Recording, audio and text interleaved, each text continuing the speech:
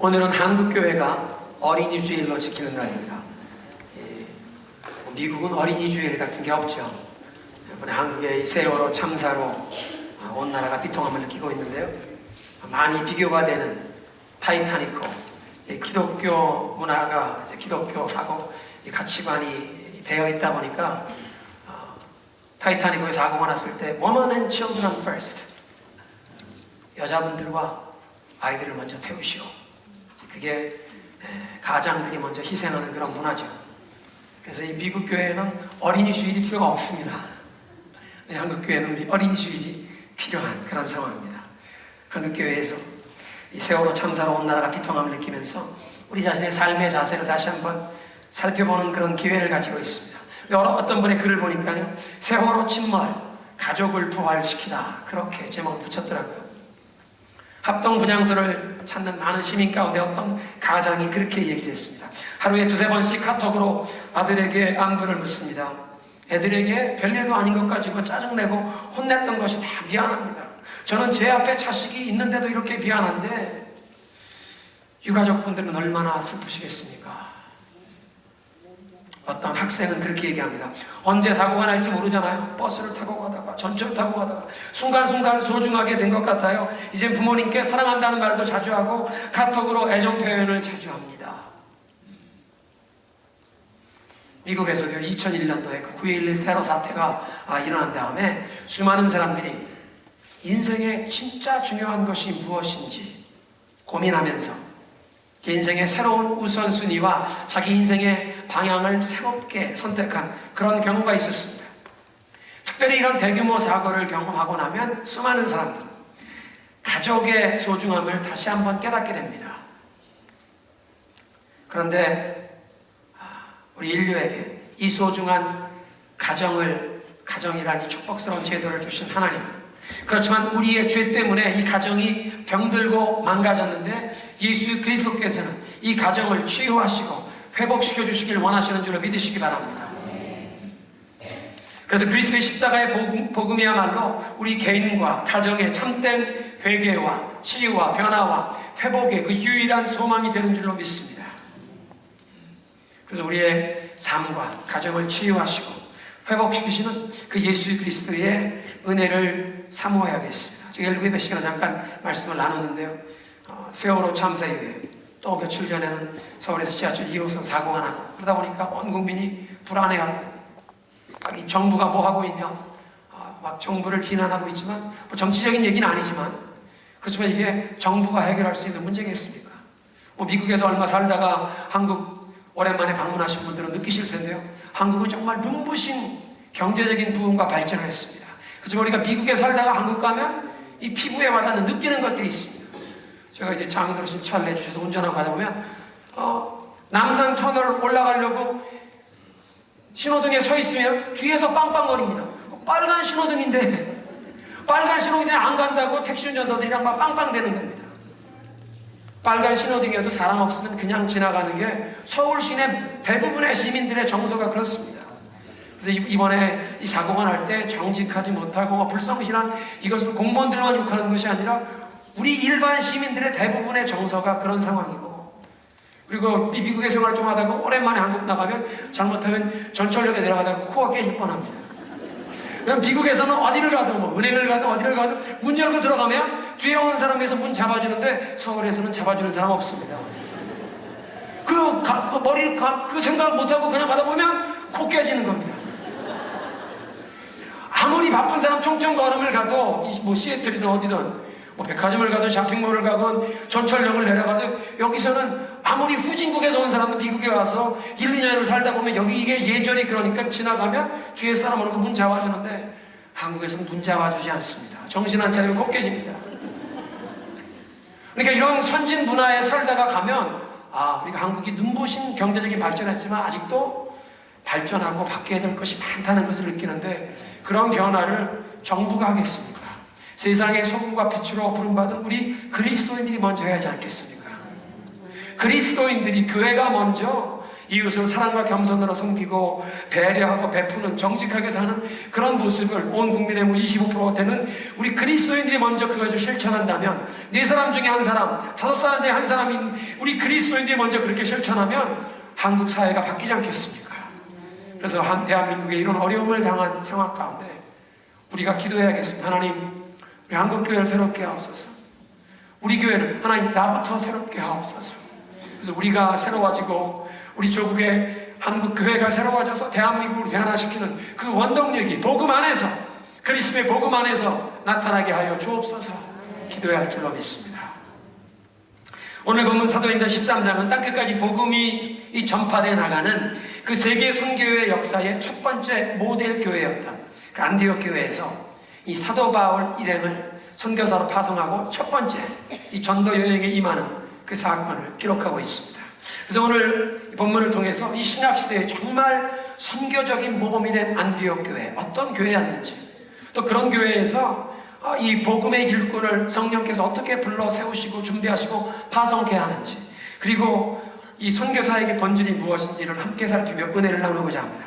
첫 번째로 오늘 성경 본문에 기록된 이 안디옥 교회는요, 하나님이 주신 은사를 따라서 섬기는 영적인 지도자들의 가르침을 받는, 말씀의 가르침을 받는 교회였습니다. 1절에 보니까 안디옥 교회에 선지자들과 교사들이 있으니, 선지자와 교사들, 에베소서 4장 11절 이하에 있는 말씀 보면 하나님께서 교회에 5가지 종류의 지도자들이 계십니다. 사도와 선지자와 복음 전하는 자와 목사와 교사를 세우시는데, 이들을 통해 하나님의 말씀을 가르쳐서 성도들을 무장시키고 하나님의 일을 감당할 수 있도록, 교회를, 그리스도의 몸된 교회를 세울 수 있도록 이 5종류의 사역자들, 지도자들을 교회에 세워주셨습니다. 선지자, 하나님의 말씀을 대언하는 사람들입니다. 교사, 이 하나님의 법도를, 원리를 성도들에게 가르치는 자들입니다. 그런데 이 선지자와 교사들이 있었는데 5분이나 그렇게 있었던 것을 보면, 이 안디옥 교회는 그 하나님의 말씀을 가르치는 이 사역, 여러 명의 목회자가 함께 동역할 정도로 그 하나님의 말씀의 사역을 중요시 여겼다는 것입니다. 이게 말씀의 기초가 든든했던 교회였습니다. 그런가 하면 이 5분의 이 목회자의 그 이름을 살펴보고 그 배경을 살펴보면 다양한 배경의 사람들이 모여서 그리스도의 사랑으로 하나가 되어 영적인 일체를 이룬 사랑의 공동체였다는 것을 우리가 볼 수 있습니다. 제일 먼저 등장하는 바나바. 그 바나바에 대해서 우리가 이미 익히 들어서 알고 있습니다. 레위인 출신입니다. 유대인들 중에 그 제사장의 혈통을 가진 사람이었습니다. 그런데 예루살렘에서 태어난 것이 아니라 구브로, 키프로스라고 하는 지중해 그 섬 지역에서 태어나서 자랐던 사람입니다. 그러니까 디아스포라 유대인으로 헬라 말을 사용하는 이중 문화권, 이중 언어권에서 자란 이민자의 후손이었습니다. 두 번째로 니게르라고 하는 시므온이라는 사람이 나오는데요, 시므온이라는 이름은 히브리식 이름입니다. 그렇지만 이 니게르라고 하는 별명, 그 라틴 말 또는 헬라 말로 니거라는 말, 이 니게르라는 말은 피부가 검다는 뜻입니다. 문제냐면 이 시므온, 피부가 검다, 이 사람은 흑인이었습니다. 흑인이었는데 이름은 히브리식 이름입니다. 그러니까 북아프리카의 흑인이었는데 유대교로 개종한 집안에서 자라면서 히브리식 이름을 가지게 된 사람으로 그렇게 할 수가 있습니다. 세 번째, 구레네 사람 루기오라는 말은요, 이 이태리식 이름입니다. 여러분 아는 산타 루치아, 이 루치아입니다. 루시우스. 그런데 구레네 사람, 구레네는 지금의 리비아, 북아프리카 지중해 연안의 리비아 지역입니다. 그러니까 이 사람도 지중해 연안에 헬라와 로마의 식민지였던 구레네에서 자랐는데 이름은 이태리식 이름을 가진 사람, 유대인이 아닐 가능성이 많습니다. 네 번째, 분봉왕 헤롯의 젖동생 마나엔이라는 이름은 분명 히브리식 이름입니다. 그런데 분봉왕 헤롯의 젖동생이란 이 헤롯 안티바스와 어렸을 때 같은 규모의 젖을 빨고 자랐다는 얘기입니다. 어렸을 때부터, 그러니까 중마고우였습니다. 그리고 이 헬라 문화권에서, 로마 문화권에서는 이 어렸을 때부터의 친구로 남자들은 중요시 여깁니다. 그러다 보니까 이 왕의 가문에 또는 귀족 가문에 자기에게 젖동생이 있으면 이 주인집 아들이 자기가 나이가 되면 어렸을 때부터 중마고우로 자란 아이의 신분이 노예면 노예 신분을 즉시 해제해 줍니다. 자유인을 만들어주는 것입니다. 자유인을 만들어주는 것만 아니라 이제 이 분봉왕 헤롯처럼 자기가 권자에 오르게 되면 자기 중마고 어렸을 때부터 같이 자란 그 친구, 자기가 믿을 수 있는 자기 형제와 같은 사람, 그 사람을 요직에 앉히게 되어 있습니다. 그렇기 때문에 분봉왕 헤롯의 젖동생 마나엔이라는 사람, 자기가 귀족 혈통이 아니었을지라도 헤롯 안티바스가 정권을 쥐었을 때, 권자에 앉았을 때에는 아마 왕과 직통할 수 있는, 그러니까 특별한 영향력을 가진, 정치적인 권력을 가진, 부귀영화를 누릴 수 있는 지배층, 특권층의 인물이었습니다. 그런데 이 헤롯 안티바스가 로마 황제에 의해서 폐위가 되죠. 로마 황제 칼리굴라가 자기 어렸을 때부터 술친구였던 이 헤롯 아그리빠 왕으로 세우면서, 야, 니네 할아버지가 다스리던 땅은 네가 다 다스려라. 그래서 삼촌이었던 헤롯 안티바스를 폐위시키고 그 조카 헤롯 아그리빠한테 니네 삼촌이 다스리던 분봉왕 지역까지 너가 다 가져라. 그래서 헤롯 안티바스가 물러나게 되었습니다. 아마 자기의 중마고였던 헤롯 안티바스가 실권하고 유배되는 모습을 보면서 어쩌면 마나엔이 세상의 부귀영화 권력이 쓸모가 없구나, 부질없구나, 아마 겸손한 마음에 복음을 받아들이게 된 것 같습니다. 어쩌면 그때부터 예수를 믿게 되어 안디옥 교회의 목회자가 될 정도로, 본래는 귀족 지배층 사람이었지만 이젠 복음의 일꾼이 되었다는 것입니다.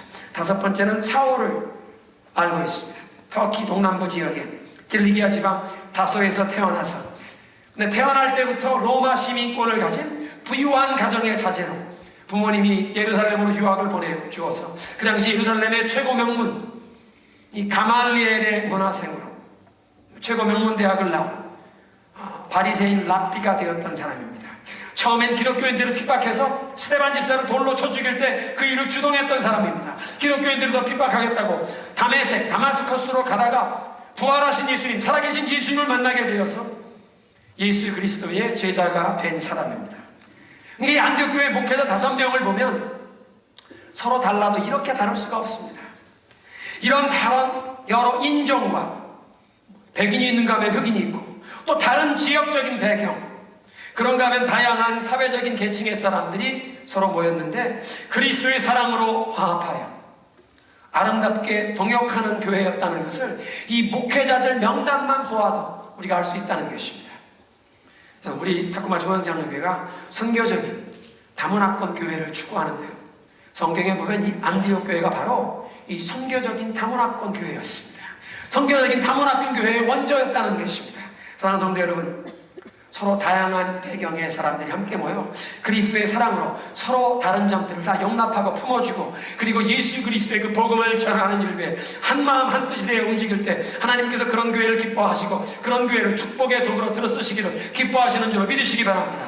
그래서 안디옥 교회를 하나님께서는 축복의 통로로 사용하셔서 그 지중해 연안의 로마 제국 곳곳 지역에 기근이 들었을 때에 안디옥 교회 성도들이 벌써 선교 헌금을 모금해서 바나바와 사울의 손에 쥐어주고 그것 가지고 예루살렘 교회의 장로님들에게 전해서 예루살렘 지역에 기근에 고통당하는 자들을 도울 수 있도록 벌써 축복의 통로에 쓰임받는 역할을 하고 있었다는 것입니다. 그런가 하면 안디옥 교회의 또 한 가지 모습은요, 예배가 살아있었던 교회였습니다. 2절에 보니까 이렇게 말씀하십니다. 주를 섬겨 금식할 때에 성령이 말씀하셨다. 안디옥 교회는요, 어떤 특별한 문제가 생겨서, 아주 위급한 일이 생겨서 하나님 앞에 비장한 각오로 매달려 기도할 수밖에 없는 그런 이유 때문에 금식 기도한 것이 아닙니다. 세월호 사고가 터지고 또 지하철 사고가 터지고 지금 대한민국은 금식하며 기도해야 할 때입니다. 이런 국가적인 위기가 왔을 때는 정말 하나님이 도와주셔야지 어떻게 하겠습니까? 금식하며 기도해야 합니다. 그리고 우리들도 개인적으로 우리의 삶 가운데 어떤 긴급한 일들, 우리의 힘으로 해결할 수 없는 오직 하나님만이 도와주실 수 있는 산 같은 문제를 만나게 되면 금식하며 기도하는 경우가 있습니다. 그런데 안디옥 교회는 지금 금식하며 기도하는 그 이유가 어떤 위급한 어려운 문제를 만나서 금식하는 것이 아니라 그냥 주를 예배하는 마음 자세가 금식으로 자연스럽게 흘러간 연결된 교회입니다.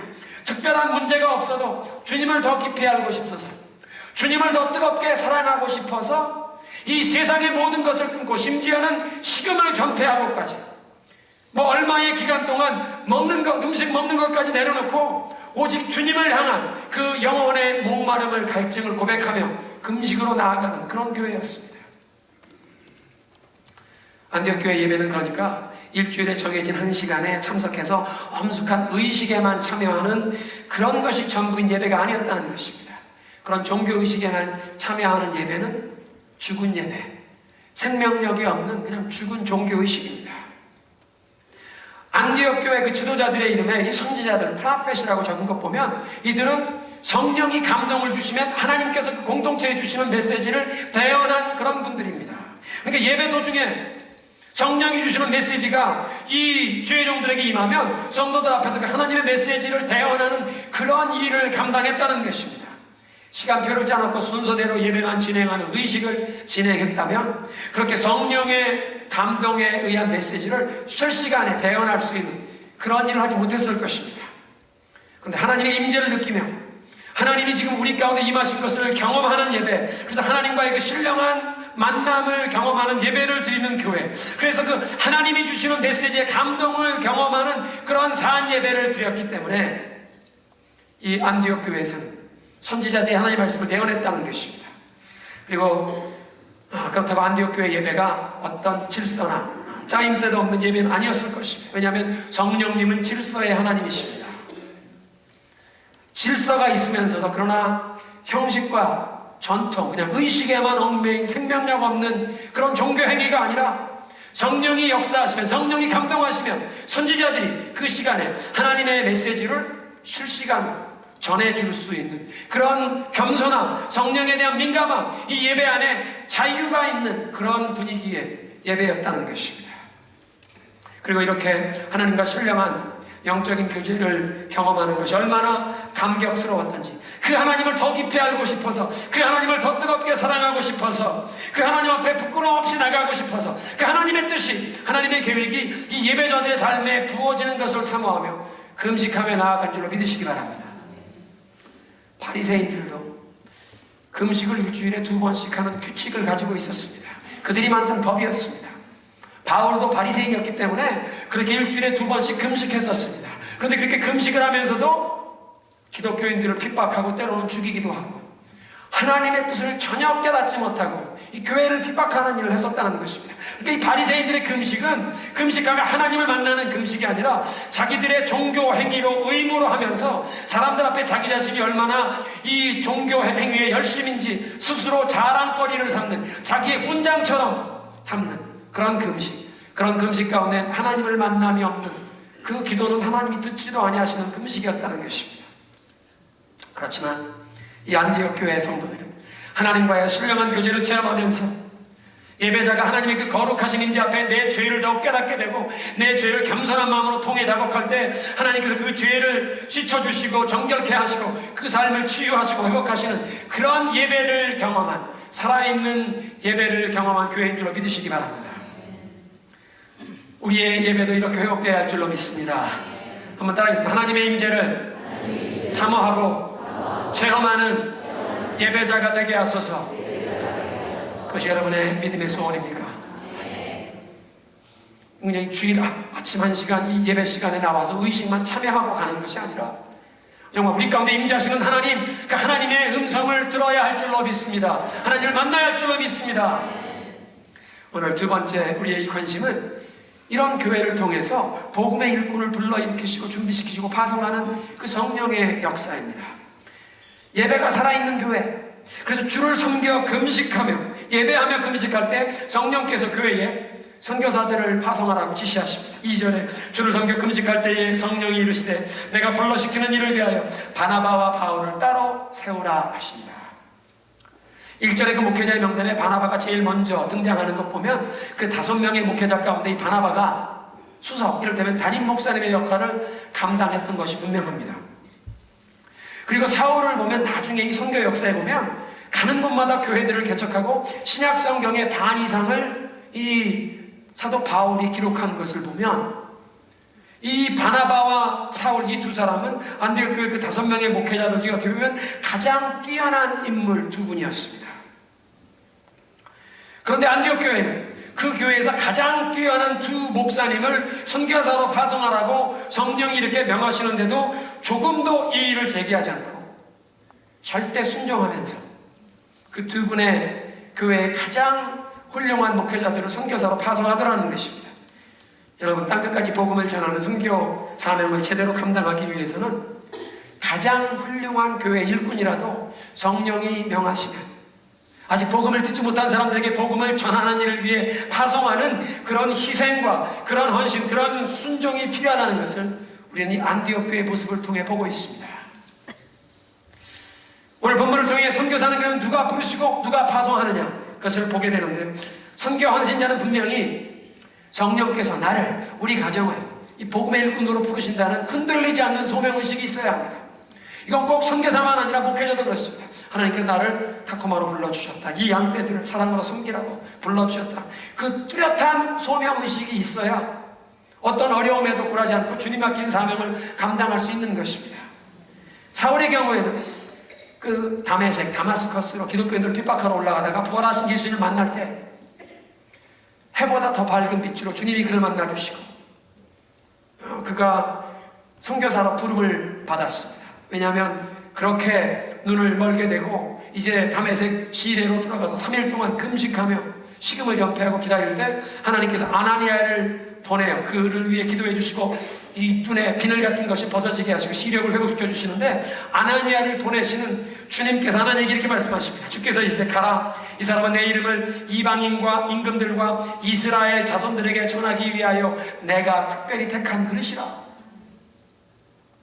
그러니까 아나니아가 이 사울에게 찾아와서 기도하면서 그의 시력을 회복시켜 줄 뿐 아니라 예수 그리스도의 이름으로 세례를 줄 뿐 아니라 너를 이제 주님께서 특별히 택하셔서 이방인들과 그들의 임금들과 앞으로 이스라엘 이 자손들에게 복음을 전하도록 너를 세우신다. 그 사명을 준 것입니다.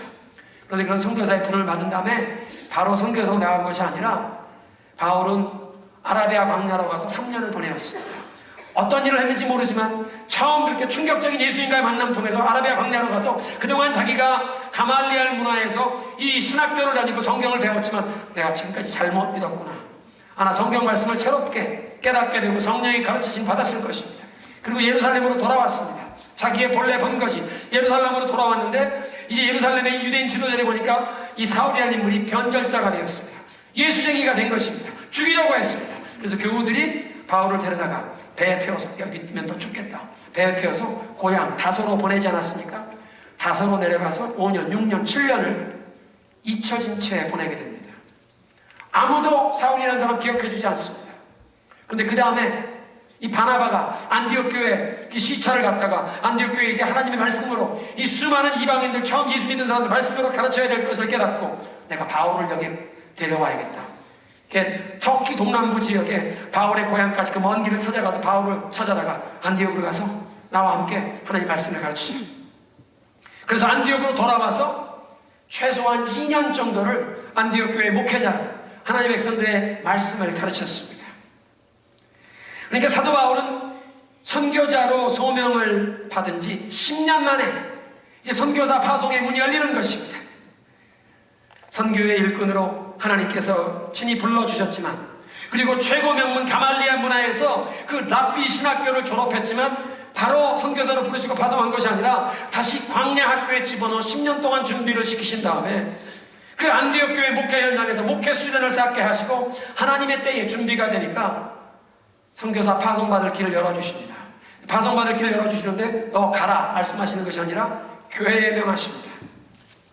담임 목사를 교함하여 가장 훌륭한 이 두 사람을 선교사로 보내라는 그 명령이 교회에 떨어졌습니다.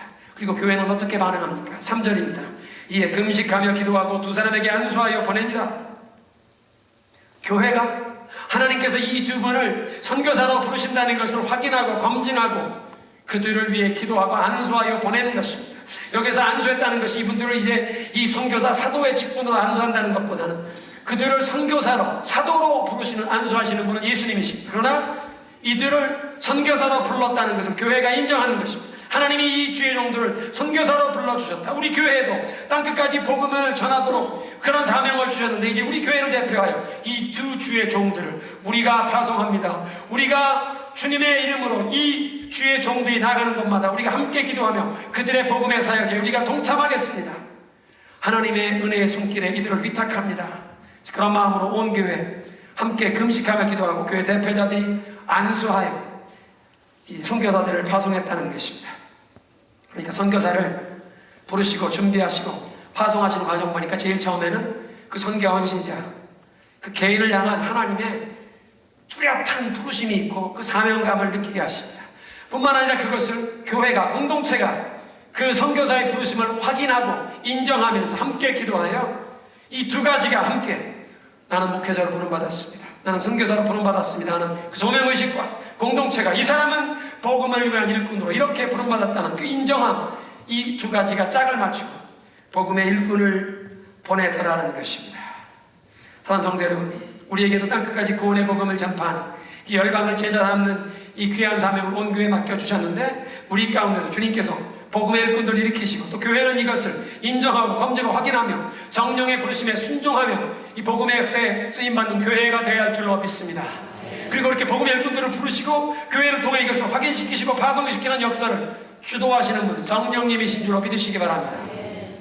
선교사만, 목회자만 그렇게 하는 것이 아니라 교회에 여러 가지 직분을 받는 분들도 주님이 불러주시는 것입니다. 믿으십니까? 주님이 주의 이 교회의 질서를 통해서 그렇게 세워주시기에 주님이 나를 이 사명을 맡겨주신다는 그런 뜻을 이 교회가 확인하고, 그래서 함께 복음의 역사를 감당하는 줄로 믿습니다. 세 번째 오늘 메시지는 이 선교의 본질적인 성격이 무엇인지를 보게 되는 것입니다. 4절에 보니까 바나바와 사울이 안디옥 교회에 보냄을 받아서 파송받았는데, 4절에 두 사람이 성령의 보내심을 받아 길을 떠났다고 얘기합니다. 성령의 지시에 따라서 교회가 금식하며 기도하고 안수하여 저들을 보낸, 분명 교회가 보냈는데 4절 성경은 뭐라고 말씀하시냐면 성령이 보내심을 받아서 가게 되었다. 이것이 우리가 그리스도의 몸된 교회 안에 하나님께서 세우신 그 질서와 영적인 권위구 구조를 존중하는 이유입니다. 교회가 성령의 인도하심에 따라서 순종하며 행한 것을 성령의 대리자로 행한 것으로 인정하시는 것입니다. 교회가 분명 바나바와 사울을 파송했는데 성령이 보내셨다라고 말씀하십니다. 그리고 이 성령의 대리자로 행하는 역사를 이 첫 전도 여행의 사역지인 구브로 섬 사역에서도 나타나게 됩니다. 안디옥을 출발한 사울이 안디옥에서 지중해 연안 실루기아로 가서 실루기아에서 배를 타고 100마일 떨어진 구브로라는 섬으로 건너갔습니다. 구브로 섬은 바나바의 고향이었습니다. 구브로 섬의 제일 동쪽 끝에 있는 항구 도시 살라미에 도착해서 그곳에서부터 복음을 전하기 시작하여 서쪽으로 섬을 횡단하여 서쪽에 있는 바보라고 하는 도시, 로마 총독부가 있던 곳입니다. 바보까지 가며 복음을 전했습니다. 5절에 보니까 살라미에 이르러 하나님의 말씀을 전했다. 7절에 구브로 섬의 총독이 사울 일행을 불러 하나님의 말씀을 듣고자 했다. 이들의 사역의 가장 중요한 부분이 하나님의 말씀을 선포하는 구원의 복음을 전하는 것임을 깨우쳐 주십니다. 그런데 이렇게 복음을 전하고자 할 때 항상 방해자, 대적하는 세력을 만나게 됩니다. 유대인 마술사 엘루마라는 사람이 이 전도를 방해하는 것입니다. 총독이 복음을 듣고 예수를 믿으면 자기가 그동안 점쟁이 노릇하고 마술사 노릇했는데 이 예수 믿으면 안 되니까 복음을 듣지 못하게 방해하라는 것입니다. 그래서 사도 바울이 성령이 충만하여 이 복음의 증거를 반대하는, 어떻게 보면 엘루마는 마귀의 대리자요, 사도 바울은 성령의 대리자의 역할을 하는 것 아닙니까? 그래서 이런 장면을 우리가 선교 현장에서 많이 보게 되는데 파워 인카운터, 능력 대결이라고 합니다. 마귀의 역사, 귀신의 역사와 예수 그리스도의 그 복음의 능력이 충돌하는 것입니다. 근데 이것은 꼭 선교 현장만 있는 것이 아니라 우리가 한 영혼을 예수님께 인도하려고, 전도하려고 하면 그런 영혼 구원의 역사가 일어나려는 곳마다 이런 능력 대결, 영적 싸움은 있기 마련입니다. 사도 바울이 성령이 충만하여 이 엘루마를 책망했습니다. 이름은 바 예수, 예수의 아들, 그러니까 여호수아의 아들, 구원자의 아들이라는 그런 이름을 가진 사람이 마술사 노릇을 하며 악마의 자식 노릇을 했습니다. 사도 바울이 책망하지 않습니까? 너는 이름은 다 예수지만 너는 마귀의 자식이요 모든 의의 길을 굽게 하는 자로다. 언제까지 이 하나님의 진리의 길을 굽게 하기를 그치지 않겠느냐? 내가 며칠 동안 눈이 멀어 보지 못하리라. 그 사람을 완전히 거기서 벼락맞아 이렇게 완전히 거꾸로 때린 것이 아니라 며칠 동안 눈이 멀게 한 모습 보면 자기도 과거에는 교회를 핍박하고 예수님을 대적하다가 예수님이 자기를 만나 주셨을 때 3일 동안 눈이 멀었지만 예수님 앞에 회개하고 돌아왔던 거 보면서 이 마술사도 며칠 동안 시력을 상실하지만 예수님 권세 앞에 무릎 꿇고 그 사람도 회개하고 예수 믿기를 그 기회를 주기 위해 그렇게 한 건 아니겠습니까? 책망하자 즉시 안개가 임하여 이 사람이 시력이 상실하게 됩니다. 며칠 동안 그 장면을 보던 총독이 예수 이름의 권세 앞에 무릎 꿇고 예수를 믿게 된 줄로 믿으시기 바랍니다. 그러니까 복음 전파를 방해하던 자는 마귀의 대리자였지만 복음을 전하는 사도 바울은 예수 그리스도의 성령의 대리자로 나아갔다는 것입니다. 그리고 이런 능력 대결이 있는 곳마다 영적 싸움이 있는 곳마다 예수 그리스도의 능력 있는 이런 권세가 승리하는 줄로 믿으시기 바랍니다. 왜냐하면 주님 말씀하셨습니다. 내가 이 반석 위에 내 교회를 세우리니 음부의 권세가 감히 이기지 못하리라. 주님 말씀하십니다. 너는 땅끝까지 이르러 온 천하에 다니며 만민에게 복음을 전하라. 그 만민에게 복음을 전하는 주님의 명령을 순종하며 수행하는 곳마다 하늘과 땅의 모든 권세가 주어진 그 예수 그리스도의 능력 있는 이름이 나타날 줄로 믿으시기 바랍니다.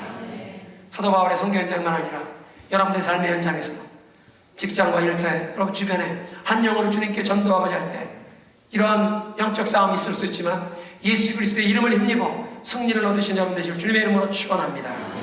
메시지를 정리하겠습니다. 안디옥 교회 성령의 은사에 따라 주의 백성들을 가르치는 그 말씀에 든든히 선 그런 교회였습니다. 무엇보다 다른 배경을 가졌지만 서로 사랑으로 하나 된 교회, 살아있는 예배를 경험하는 교회였기에 하나님이 그런 교회를 축복의 통로로 들어 사용하시다는 것입니다.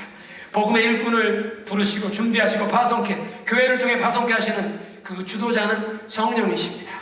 뿐만 아니라 이렇게 복음을 전할 때, 구원의 복음을 전할 때, 선교 현장이든 전도 현장이든 영적 싸움에서 하늘과 땅의 모든 권세가 주어진 예수 그리스도의 이름이 승리하게 될 줄로 믿습니다. 우리도 그 예수 그리스도의 이름을 힘입어 우리 삶의 현장에서 그리스도의 증인이 되어 한 영혼을 주님께 인도하는 그런 일에 쓰임받아야 할 줄로 믿습니다. 그렇게 살기 원하는 우리의 믿음과 열정을 찬송으로 주 앞에 올려드립니다.